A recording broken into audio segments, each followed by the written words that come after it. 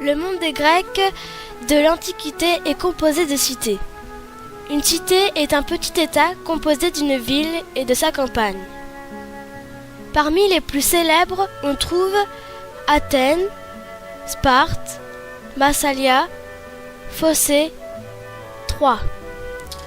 Les cités se trouvant en dehors de la Grèce forment ce qu'on appelle des colonies. Dans les cités grecques, on construit des temples dédiés au culte polythéiste, des théâtres, une agora, c'est-à-dire une place publique. Les cités sont protégées par des remparts et se situent autour de la Méditerranée et de la mer Noire. Pour voyager entre cités, les Grecs utilisent des trières. Les cités grecques se font parfois la guerre.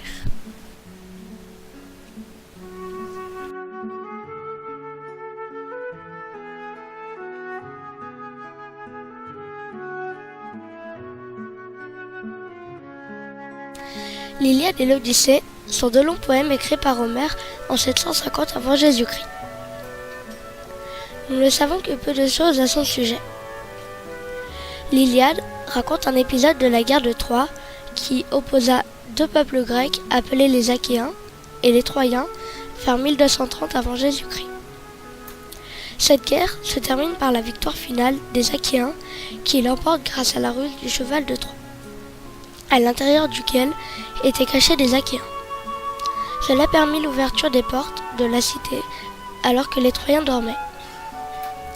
L'Odyssée, elle, raconte les aventures fantastiques d'un chef grec nommé Ulysse qui se perd en Méditerranée en essayant de retrouver son pays, l'île d'Ithaque. Ulysse traverse ainsi la Méditerranée à bord de trières et rencontre notamment des sirènes, des cyclopes et d'autres créatures fantastiques. L'Iliade et l'Odyssée sont très importants pour les Grecs de l'Antiquité, car pour eux, il s'agit de leur livre d'histoire. Les Grecs s'identifient aux héros de cette œuvre. Encore aujourd'hui, l'œuvre d'Homère est une œuvre majeure de l'histoire de l'humanité.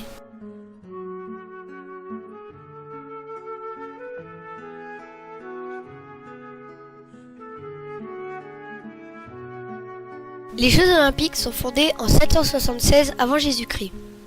Ils ont eu lieu à Olympie, tous les 4 ans.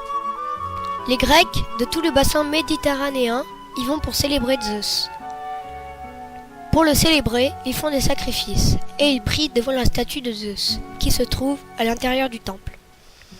Les épreuves sportives font aussi partie des célébrations. Au 8e siècle avant Jésus-Christ, il y en a 5. La course à pied, le saut en longueur, le lancer de disque, le lancer de javelot, la lutte. Les athlètes concourent nus. Les femmes, quant à elles, sont interdites aussi bien aux épreuves que parmi les spectateurs. Le gagnant des épreuves reçoit une couronne d'olivier sacré. Chaque cité doit ramener un trésor pour entretenir le sanctuaire. Cela s'appelle le trésor des cités.